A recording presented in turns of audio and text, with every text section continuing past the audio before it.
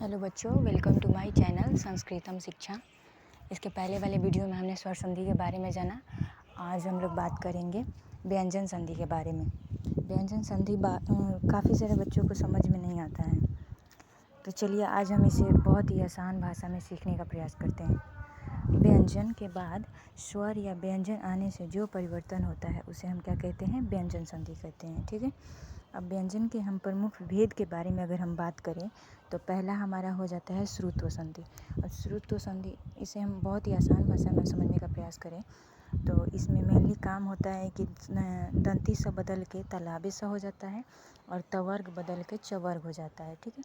तवर्ग यानी त थ द ध न, ऐसे चवर्ग च छ ज झ या, जिसके बारे में हम पहले भी चर्चा कर चुके हैं। तो चलिए हम इसे उदाहरण के माध्यम से देखते हैं। यहाँ पे क्या है? कस जोड़ चित, यानी कि यहाँ पे स जो है, दंती स जो है यहाँ पे तालाबे स में चेंज हो गया है। ठीक है। और यहाँ पे ज्वल में उज्ज्वल हो गया है, यानी कि यहाँ पे त जो है तवर्ग यहाँ पे किस में चेंज हो गया है? ज, यानी कि च छ ज चवर्ग में चेंज हो गया है। ठीक है। ठीक इसी प्रकार यहाँ पे सत जोड़ जन सज्जन में, यानी कि तवर्ग यहाँ पे चवर्ग में चेंज हो गया है। ठीक है।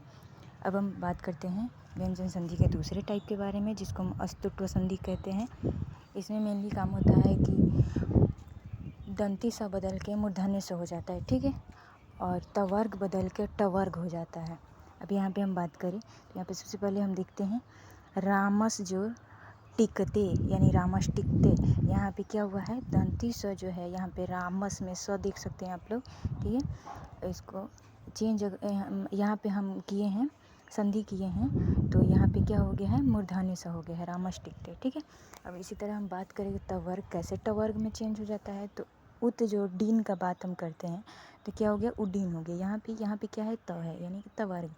और यहाँ पे क्या है? ड है, यानी कि टवर्ग। ट ठ ड ढ ढ ड़ ऐसे करके। और टवर्ग में त थ द ध न, यानी कि यहाँ पे तवर्ग क्या है? टवर्ग में चेंज हो गया है। ठीक है। इसी प्रकार तत जोड़ टीका, यहाँ पे क्या है? टटीका, यानी कि त यहाँ पे क्या? ट में चेंज हो गया है, यानी कि तवर्ग टवर्ग में चेंज हो गया है। ठीक है।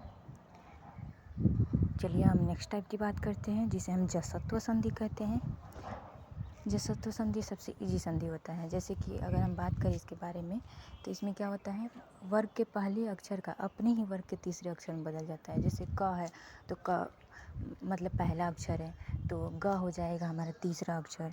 ऐसे च है तो च का ज हो जाएगा। ट अगर चेंज करें तो ड हो जाएगा। त चेंज करेंगे द हो जाएगा। त थ द तीसरा अक्षर हो गया। प चेंज करेंगे तो ब हो जाएगा। ठीक है। अगर हम इसे उदाहरण के माध्यम से देखें तो जैसे यहाँ पे है वाक जोड़ ईस। अब यहाँ पे हम देखेंगे क्या चेंज हुआ है। यहाँ पे हमारा क चेंज हुआ है। क क्या है? फर्स्ट लेटर है। ठीक है।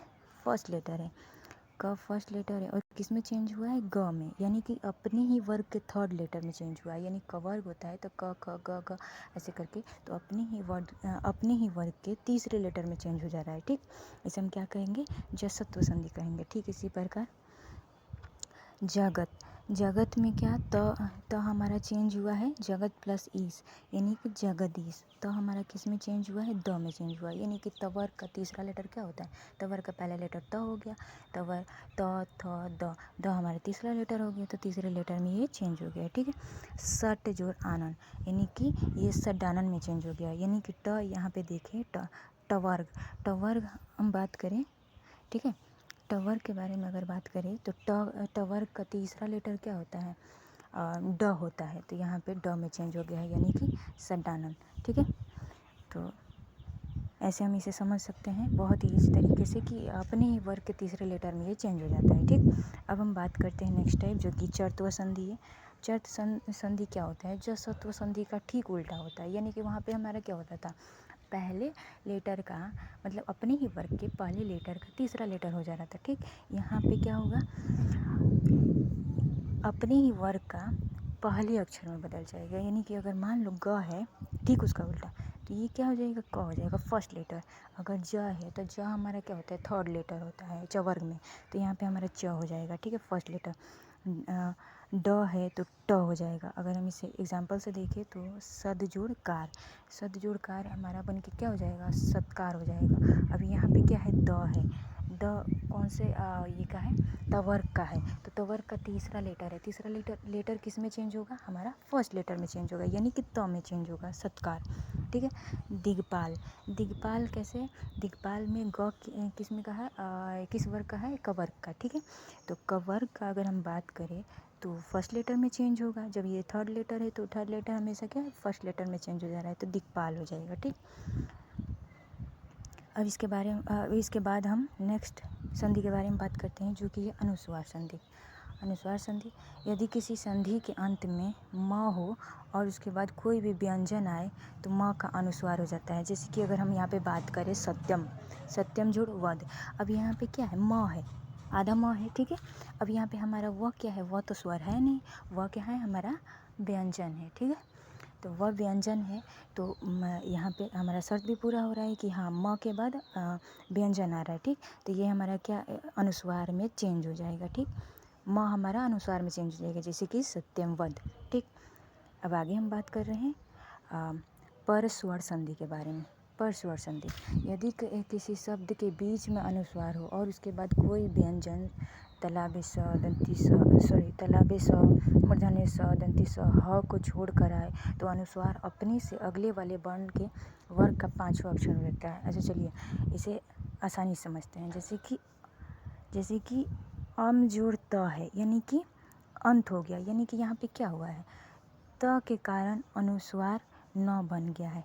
यानी कि हमारा कोई भी व्यंजन आ जाए, ये 4 लेटर को छोड़ के, तलाबे स, मूर्धन्य स, दंती स और ह को छोड़ के कोई भी व्यंजन अगर आ जाता है अनुस्वार के बाद, ठीक है, तो वो हमारा क्या हो जाएगा, अपने ही वर्ग के 5वें लेटर में चेंज हो जाएगा। जैसे कि हमारे यहाँ पे त है, तो तवर्ग का पहला लेटर है। ठीक है। और इसका 5वां लेटर क्या है, न है, तो न में चेंज हो जाएगा अंत। ऐसे ही हम देखते हैं अगर गुम्फित अगर हम देखें, गुम प्लस फित है, तो यहाँ पे फ क्या है, फ वर्ग का है। ठीक है। तो यहाँ पे अगर अनुस्वार के बाद फ आ गया, यानी कि व्यंजन आ गया है, तो ये अपने ही वर्ग के 5वें लेटर में चेंज होगा। यानी कि किस में चेंज होगा, प फ ब भ म में चेंज हो जाएगा, यानी कि हमारा ये गुम्फित हो गया। ठीक है। अब इसके बाद हम बात करते हैं अनुनासिक संधि के बारे में। अनुनासिक संधि के बारे में अगर हम बात करें तो इसमें पहला अक्षर अपने ही वर्ग के 5वें अक्षर में बदल जाता है। ठीक। ये बहुत मतलब ईजी संधि होता है, सबसे ज़्यादा ईजी तो हमको यही लगता है। अगर हम बात करें जगन्नाथ के बारे में, जगत प्लस नाथ जगन्नाथ, तो यहाँ पे क्या है, त है, जो कि वर्ग का है। ठीक है। यहाँ पे किस में चेंज हो गया है, न में चेंज हो गया है। ठीक है। नाथ तो पहले से, आप बोलिएगा कि नाथ तो ऑलरेडी है, फिर आप न एक और लगा है ना, आधा न। ठीक है। तो यहाँ पे तो क्या हुआ है, न में चेंज हुआ है, यानी अपने ही वर्ग के द न, तो वर्ग के अपने ही वर्ग के 5वें लेटर में चेंज हो गया है। ठीक है। ठीक इसी प्रकार हमारा वाक है और मयम है, तो वाडमयम हो गया है, वांगमयम हो गया है। क हमारा क्या हुआ है, अपने ही वर्ग के 5वें लेटर वांगमयन अंग, यानी कि वांगमयंग में चेंज हो गया है। ठीक है। अब षट जो मास है, तो षड मास हो गया है, ये टवर्ग है, और टवर्ग अपने ही वर्ग के 5वें लेटर अड़ा में चेंज हुआ है। ठीक है। ठीक है। इसी प्रकार हम नेक्स्ट संधि के बारे में बात करते हैं, और ये हमारा लास्ट भी है, छत्व संधि। ठीक है। यदि किसी पद के अंत में किसी वर्ग का पहला, दूसरा, तीसरा और चौथा वर्ण हो तो उसके बाद स आए तो पहले वर्ग का च हो जाता है और बाद वाले स छ में बदल जाता है। जैसे कि हम यहाँ पे बात करते हैं उत जोड़ श्वास, जरूर यहाँ पे देखे होंगे, कभी ना कभी ऐसे एग्जाम्पल जरूर देखे होंगे कि च और छ लगा होता है। तो यहाँ पे क्या हुआ है, त का च हो गया है। ठीक है। और स का छ हो गया है। ठीक। स छ में चेंज हो गया है, यानी कि हमको जहाँ पे भी च और छ ऐसे करके दिख जाए तो वो हमारा क्या होता है, छत्व संधि होता है। ठीक। ठीक इसी प्रकार सत जोड़ शास्त्रम, तो सक्षात्रम। ठीक है।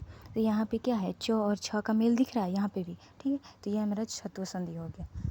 ठीक है। इसी प्रकार आज हमने बात किया व्यंजन संधि के बारे में। वो आज के लिए इतना ही, मिलते हैं नेक्स्ट वीडियो में जिसमें हम बात करेंगे विसर्ग संधि के बारे में। वीडियो अच्छी लगी हो तो लाइक ज़रूर करें।